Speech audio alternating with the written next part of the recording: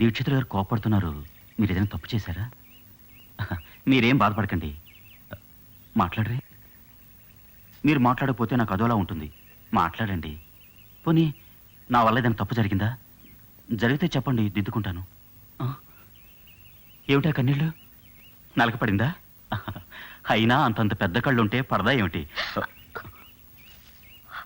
వద్దు, నన్ను తాకొద్దు. దయచేసి నన్ను ముట్టుకోవద్దు.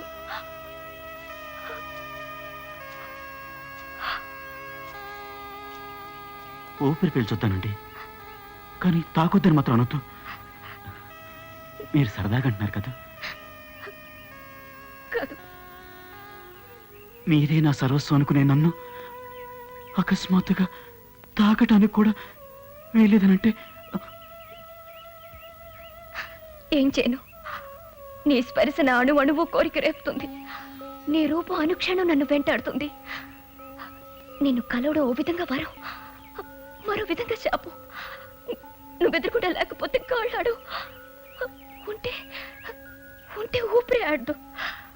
ఓ విధంగా నా ఆశయానికి నేను ద్రోహం చేస్తున్నాను. నేనేం చేయలేకపోతున్నాను. నా వల్ల కావడం లేదు. నన్ను మర్చిపో. మీరు ఆజ్ఞాపిస్తే ఏదైనా చేస్తాను, కానీ మిమ్మల్ని చూడకుండా తాకుండా మాత్రం బ్రతకలేను. అది నా బలహీనత. నా బలహీనత కూడా అదే. అదే నా ఆశయానికి కట్టుగా నిలుస్తుంది. మనం మనం విడిపోక తప్పదు.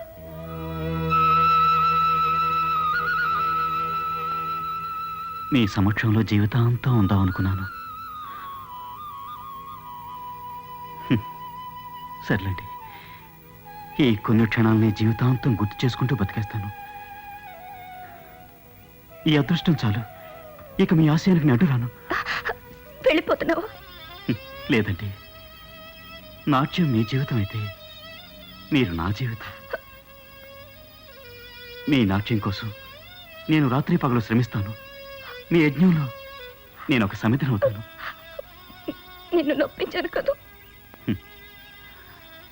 చూపుడు వేలుతో ఈ లోకాన్నే శాసించగలిగే మీరు ఒక సామాన్యుడి కోసం మీ ఆశయాన్ని భంగం చేసుకోవటం న్యాయం కాదేమో. మీ ఆశయం పూర్తయ్యే వరకు మీరు నర్తకి, నేను సేవకుణ్ణి.